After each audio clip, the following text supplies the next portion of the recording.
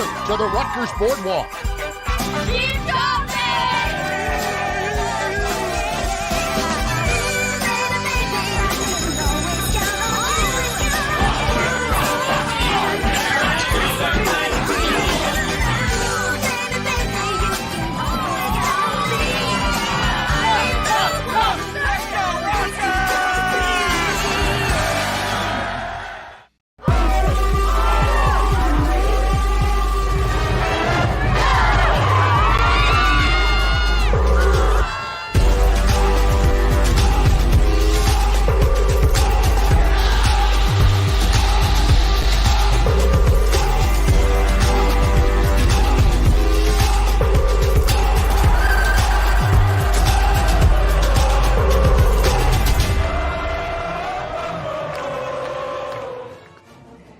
Getting ready for Saturday Night Lights at the birthplace. How we doing, Rutgers Nation? Welcome to another edition of Chop Weekly, live on Facebook, Twitter, and YouTube. I'm Dom Savino, filling in for Chris Carlin today, and in just minutes, we are going to hear from the head coach of Rutgers football, Greg SCHIANO. The Scarlet Knights have a big game coming up this Saturday. Prime time, at home, at the birthplace. The Scarlet Knights will host Michigan. We'll break that down for you in just a bit, but first, let's bring in the Rutgers Hall of Famer, Eric LeGrand. Eric, happy Halloween. How's it going? Happy Halloween to you as well, Dom. I'm doing well. How are you? Good, good. What's the snack du jour? What's the candy du jour today for you? See, I've been tearing up the nerds late night, and it's not good. I got the Halloween bowl out early this week, and I was just rummaging through the bowl and eating the nerds. I had some Skittles, some sour warheads. It's too much. It's bad, but it's the only time of the year that I indulge on candy, so I got to take it for what the good with that. Nice. There you go. My favorite answer is all the above. That's where I'm at right now. I can't go there because there's no candy corn for me. Fair enough. Well, it's good to see you again, Eric, because I've seen you a bunch this week. You've had two events in the last week with Team LeGrand, and the Rutgers community has turned out for both. Most recent one just yesterday, the Rutgers men's basketball exhibition game at Jersey Mike's Arena. All of the proceeds for that going to Team LeGrand as part of the Christopher and Dana Reeve Foundation. And I know for you, Eric, that was really cool to be a part of. It really was, just to go out there, get to see the team, obviously watching them on the court for the first time versus another opponent, getting to see the Rutgers community going up on the Jumbotron and everyone showing love. I can't wait to see how much money that we got to raise for that event yesterday. And like you said, it all goes to Team LeGrand of the Christopher and Dana Reeve Foundation. And as well as an evening with Eric LeGrand that we had last Monday at the New Brunswick Performance Arts Center, where we raised over $70,000 and now over $500,000 in the past 10 years. So it's been amazing to see the Rutgers community come out, show support, show their love, Dom. And, that's what we're all about on and off the field. That's cool. Getting to see a couple of the pictures from the event in downtown New Brunswick earlier this week. Appreciate the Rutgers community turning out for that. And Eric, we know they're going to turn out again this Saturday to the birthplace. Rutgers will play under the Saturday Night Lights. It's Military Appreciation Night and another primetime game for Rutgers at SHI Stadium. Yeah, you got to love that atmosphere. This is obviously the third night game this year for the Scarlet Knights, which we haven't had in the past. But as a player, it always brings that extra juice, that extra, getting excited for the game, the fans getting excited. And guess what? You're playing the number 4 team in the country, Michigan, which obviously is a tough task, but this is why you want to be in this conference, because you want to play these games. Last year, we know how well that they played them, but the whole atmosphere of the game is going to be exciting. The boardwalk, as we see, opening up at 3:00 for all the fans to enjoy the festivities outside the stadium, and then packing that SHI Stadium out for the 7:30 kickoff. First, a team that was in the college football playoff last year, and now getting ready. It looks like they might repeat again this year, so it's going to be a great atmosphere. Yeah, so we get a whole bunch of the Rutgers Boardwalk this Saturday. As always, free rides up and down the boardwalk. We'll have a bunch of food trucks there as well. Of course, we'll have our pregame pep rally with some special guests there as we welcome the Rutgers football team in with the Scarlet Walk. But Eric, you mentioned something that I want to talk about. Rutgers is going to host a Michigan team that's played really well this year, but you think back to last year, Rutgers had a tough task of going on the road to Ann Arbor and very nearly came out with a win. The run defense played really well last year, and it played really well this year, so trying to repeat that. Absolutely. You watched that game last year, that second half adjustments that the Scarlet Knights they were dominating Michigan. I believe they had a 3-3 national row on defense. And then in the running game, the success that Isaiah Pacheco and the other running backs were having in that game were pretty amazing to see. Kind of shocking, to be honest with you. But they just couldn't, score that last touchdown that they needed at the end. I believe they lost that game by 6 points last year. But the Scarlet Knights line up very well with them when it comes to rushing defense. Obviously, you look at this past weekend and what Minnesota did, and you get a little bit disappointed there. But we know that the Scarlet Knights usually play great rushing defense, and that's why it gave Michigan last year a lot of trouble when they were just trying to pound down the rock on them, and Rutgers wasn't having it. So we'll see what obviously this year's a new year, different players and whatnot, but I'm excited to see what this Rutgers defense, now after coming off a disappointing game this past weekend, now get an opportunity to go up against another team that wants to just try to run it and pound it down their throat. And we'll see how the Scarlet Knights handle themselves. Yeah, the Rutgers defense still ranking as one of the top 15 in the country. So getting ready to hear from Coach SCHIANO in just a couple of moments. You heard all the info for Saturday. 3 o'clock, the Rutgers Boardwalk opens, 7:30 kickoff. We encourage you to be in your seats on time or be in early because we've got the whole pregame light show for you, which we got to see a couple times already. A really cool addition. And also a surprise at the end of the first quarter for Rutgers fans. Heard a little bit about it. Don't know the full scoop, but I know it's going to be awesome from what I've heard. And it sounds like you've heard a little bit too, Eric. Yeah, I heard a little bit about it. Our guy PJ and his team come up with some great game day atmosphere for the fans and the experience. And they're not going to want to miss the special show that's coming up at the end of the first quarter, going into the second quarter. And PJ, like I said, always got something up his sleeve, so I'm excited for it as well. Yeah, no, it'll be fun. And again, Military Appreciation Night. So at the Boardwalk, we'll have a whole bunch of military vehicles. You can get pictures with that. Military members will be a part of our pregame Rutgers parade, and there will be a whole bunch of moments during the game where we get to honor the men and women who protect us and all the troops. We expect to see a bunch of them. It'll be really cool to honor them as we do every year at the birthplace. Yeah, absolutely. You always want to thank our military for their service and their sacrifice for us to be able to do what we love to do. Even when the wins and the losses, there's always a bigger meaning to what we're able to do. Even when we get down and we get disappointed in the bad outcomes, and then when we get to celebrate the victories, it's all because of the sacrifice that our servicemen and women are doing each and every day out there. That laying their lives on the line so we can live free like we are doing. And it's excited to be able to honor them and let them, show how much we care about them and represent them. And it's funny when you get to see, and I love it because when the overseas members are, say, in a total different country, but they got the Rutgers flag in the background, they're waking up at all hours of the morning or the night just to watch a game. And that just goes to show you how far the Rutgers community supports each other and the bandwidth of it.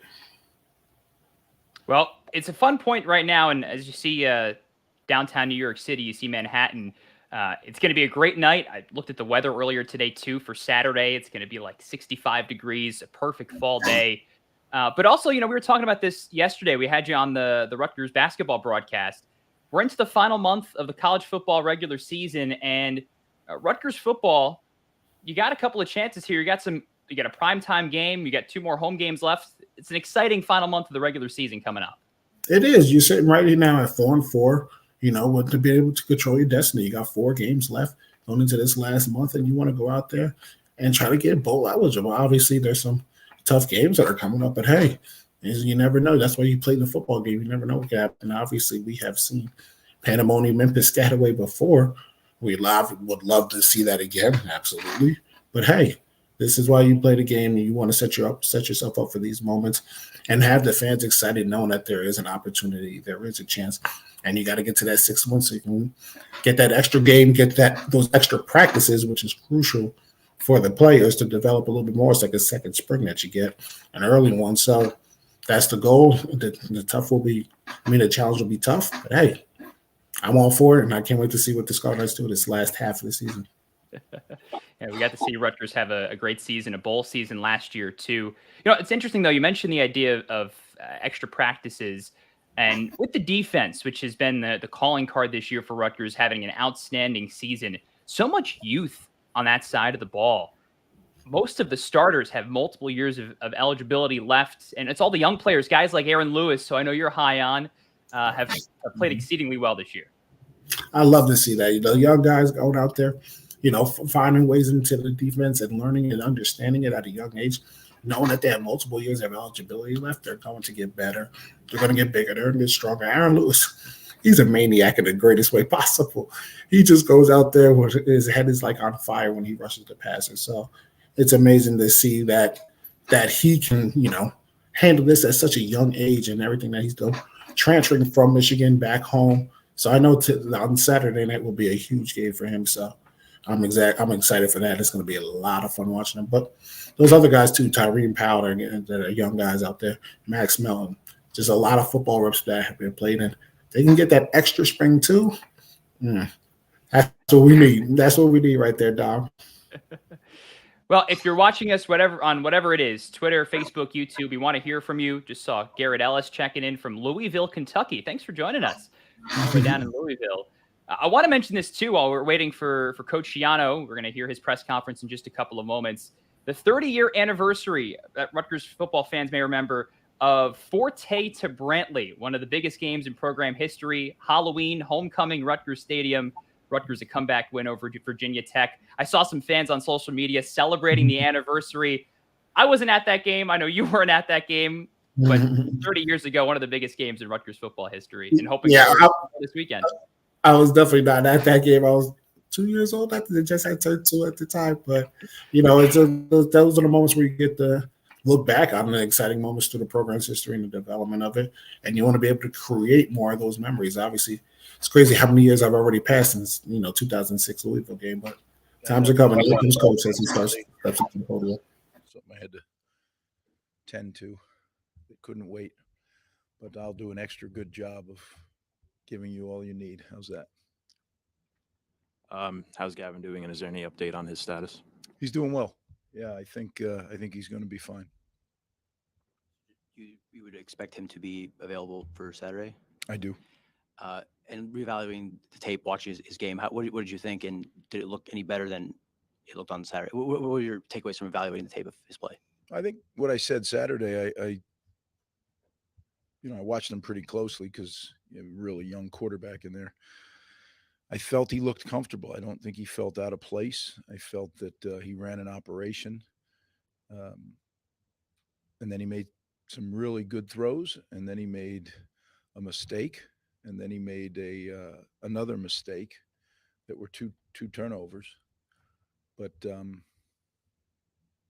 he shows why we're excited about his future. That's what I thought I could come away with Saturday was it's a matter of time. I do believe that. I think it's a when, not an if. You just gotta keep going. And we're building something here, and he's a big part of it. But so are a bunch of other guys that are working their tails off. So just keep moving. Greg, a majority of the scholarship roster is eligibility-wise either a freshman or sophomore. What are you looking to see out of these guys over the next 4 games? Well, I'm not really looking at the 4 games, Richie. I'm looking at this one game. It's real dangerous to start looking past anything. What I look for, and a lot of people say, well, that's coach speak, right? And people like more exciting stuff. But if it's true, then it's not coach speak. It's just how I do it. Is right now I'm totally focused on game planning Michigan, because that's what we do on Mondays, and totally focused on meeting with my leadership council, and totally like those are the things that I really focus on, because that's what's here right now. And we have a saying around here, the journey is the destination. The world isn't made like that, right? The world is, you got to get to that spot. I really believe what we're doing today is really that spot, and do it the best you can. And that may sound corny, that may sound coach speak, but I give everybody a little advice. It's kind of a good way to roll. So that's the way we do it. So that's what we're on right now, is how do we get better today? Those are the only things we can control. Tomorrow we'll have a Tuesday practice, and that'll be the only thing we control.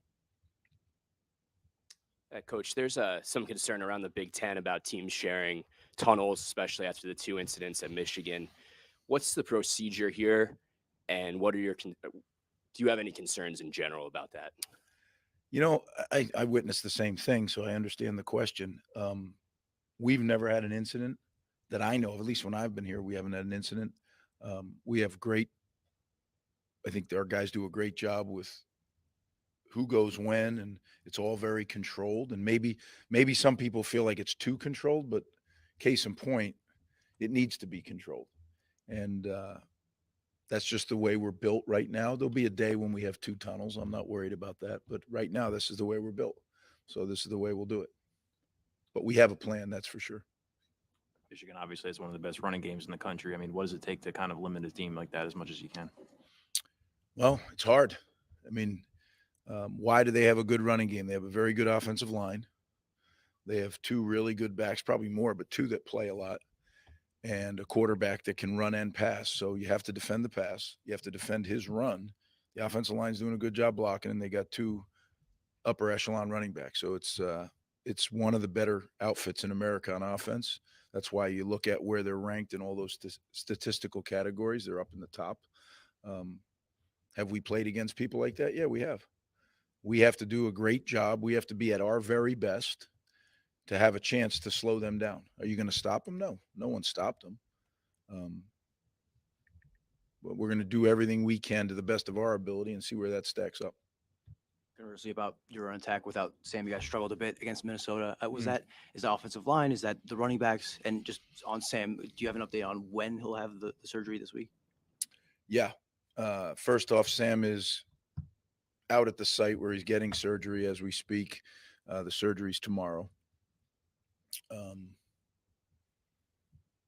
Why we didn't have an effective running game? Well, first and foremost, Minnesota had something to do with that. They're really good on defense, and not just against us. They've been really good in rush defense against everyone. That's why they're ranked where they are. We didn't do our best. We missed some block combinations. We missed some reads in the run game.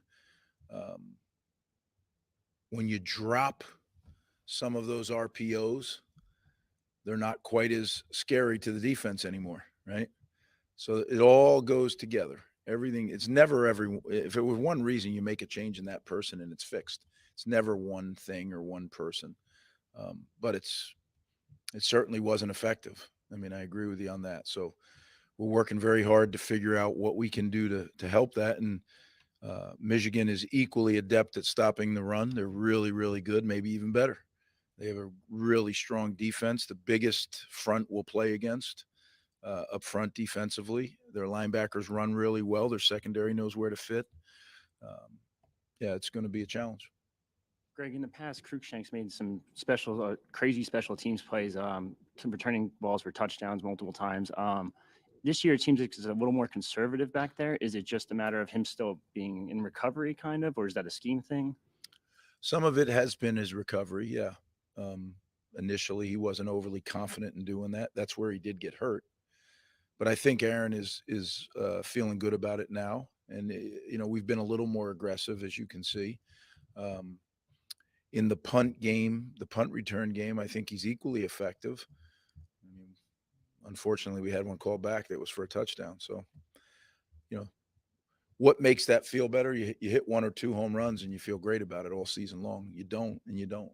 So we have to do a better job. I know you said you started Gavin because you saw an opportunity against Minnesota. Is there any inkling of who would be the starter this week based on what you've seen with Michigan? No, Gavin's going to be our starter. Can you just elaborate on why, Ben? Same reasons that I said before. I think he showed what he's capable of. Now we have to get consistent at doing that. But that's not just Gavin. As I've talked to you guys before, in building a program, there's a lot of steps. The last step is consistency, because it's the hardest step, right? To do something right once you get taught the skill and you know the scheme, you can do it right once. But can you do it right over and over and over again against an opponent that's trying to make you do it wrong? That's consistency, and that's where we're working to get there. I'm off of that too. How does the way that you navigate this rebuild, kind of the roller coaster nature of it, the ups and downs, how does that compare to the first time you went through it in terms of your own expectations, the message within the program, and things like that? That's a good question.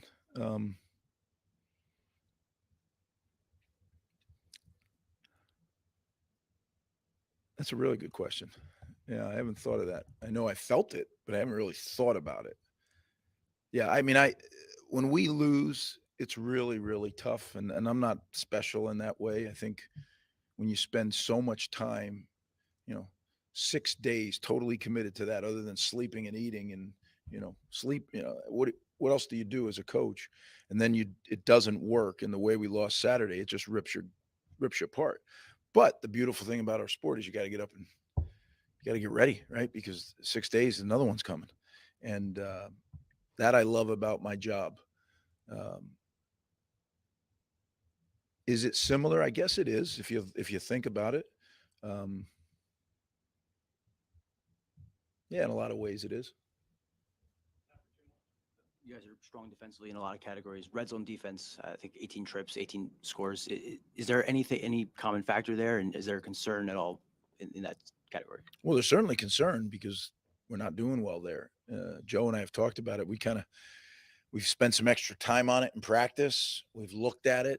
When you're doing well in just about every other category and then not on that, you sit there and say, man, is it scheme? It always comes down to, is it scheme or technique, right? Is it the person playing? Like, those are the things you got to look at. And scheme is what the coaches come up with, and technique is how they teach the technique. And then the players is, you have choices who to play. So are we doing the right things? Certainly we haven't figured it out yet, or it would be looking a lot better right now. So something we're aware of. It's not something that, we haven't talked a lot about, but right now we haven't figured it out. Coach, in hindsight, obviously injuries had a lot to do with what you were able to do at quarterback. But would it have been more beneficial for your team to play one quarterback at a time as opposed to the rotation that we saw at times? I think you answered your own question with your preamble, right? We didn't have choices. It wasn't like we had choices. We had, at the beginning of the season, Noah was out. Now, did we make that clear? No, because we thought that was a competitive advantage for people not to know. Some have told me it was the worst kept secret in Eastern football. So, okay, if they knew, they knew. That's good. But people always like to say they knew. I have inklings about stuff too. There was a lot of stuff being said last week about their quarterback situation, none of which came true. So, believe me, people say they know, you think you know, but you don't know until the guy trots out onto the field and plays. So at that point, we had two quarterbacks, which neither one of them was ready to take the reins. So we were going to let them both get experience and see how it went. Then Noah started to re-enter the picture. He had experience, but he physically wasn't ready. Again, you don't want to put anybody out there exclusively until they're ready to do it. Otherwise, you can really harm a guy's development. So when you kind of mix it up a little bit, no one is really the guy that didn't do it well enough.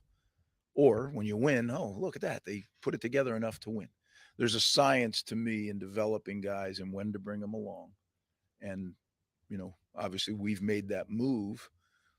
And by your, what I said to you that Gavin's starting, it kind of tells you what time we feel it is now. Just with Aaron Lewis, it seems like he's becoming a bigger and bigger focal point of opposing game plans. I mean, how do you kind of see him adjusting to that and kind of, improving in that? Well, there's no doubt, right? I mean, you saw what Minnesota did. They double teamed him most of the time. Two things there. Number one, get used to it, Aaron, because you've earned it. Number two, how about some other guys? We got to show up bigger now. Not that guys haven't done that. I think we've had some guys that have really raised up, but we're young up there too. With the exception of Fetty, really, that's a young group. So understanding when he gets the double team, what does that mean for the rest of us? How are they gonna block the rest of us? And it's always different when it's first and second down, normal downs, what we call normal downs, and then when it's third down or situational football, because then you're attacking just the pass. When it's normal downs, you got to play the run and the pass, so it's not quite as easy to kind of rig it up to help somebody come free. So it's a challenge, but as guys get more experienced, it's a feel thing as well. You know, I feel the protection sliding to me. There's certain things I can do. I feel the protection sliding away from me. There's certain things I can do. That takes repetition, and we're getting better at it. But it's just not, again, as to Pat's thing, consistency, right? Consistency, being able to feel it every time. Now, nobody does it every time, but you know what I mean. 9 out of 10 times you feel the slide, you shoot the twist game. It happens naturally. You know, it's called a natural game, but it's anything but natural. It happens over time because guys feel it. But yeah, we need to get better at all those things. And it's not from a lack of trying. This team is just busting their rear end every day. I have no complaints about how hard we're working, studying, meeting, taking care of our bodies. That's what makes it even harder as a head coach. You see your guys hurt. They put so much into it and how much it hurts them.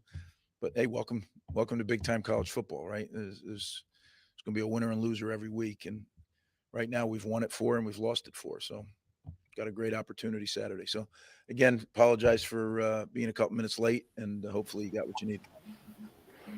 Alrighty, good to hear from Rutgers head coach Greg Schiano. And Eric, a couple of things there that coach said, but the big one, great to hear that Gavin Wimsatt is okay and he will be the starter for Rutgers football going forward at quarterback. Yeah, to hear that coming out of coach's mouth. Usually if Fovar's been, we'll find out who trots out there the day of the game. And he's saying this is the time. This is Gavin's time, and I'm excited about it now. This is his team to take over. Everyone has been waiting for that moment, and the opportunity is going to present itself again versus the number 4 team in the country. And as Coach said, we've seen Gavin Wimsatt's potential. He's played really well at points this season, so looking forward to seeing him. Adam, one of a couple people who was watching today who noticed what Coach said too about Gavin Wimsatt.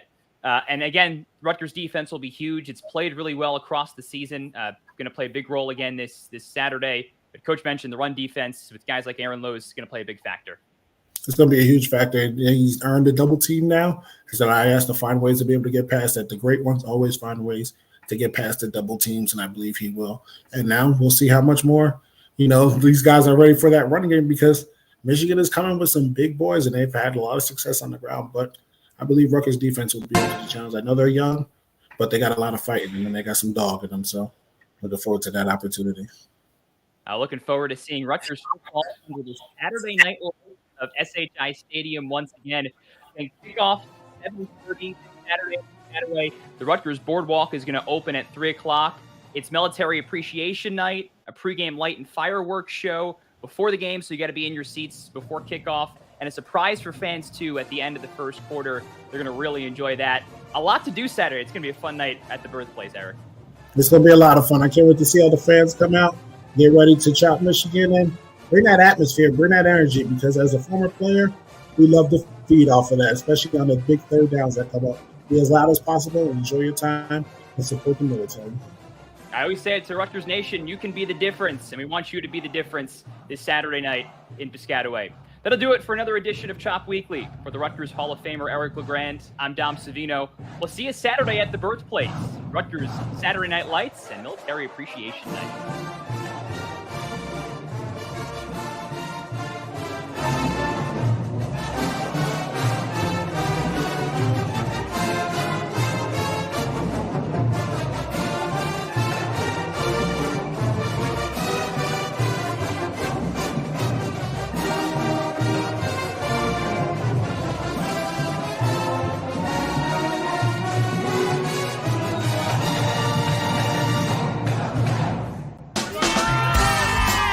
Welcome to the Rutgers Boardwalk.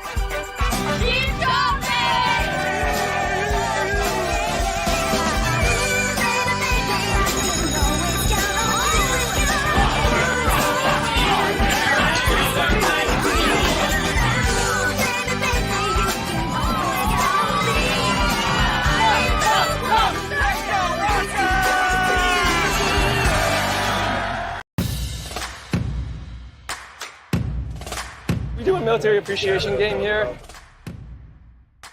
Special moment to be able to share with our Rutgers community. To honor the people who served our country. We need some noise for our military. Great day, great environment. Can't lose.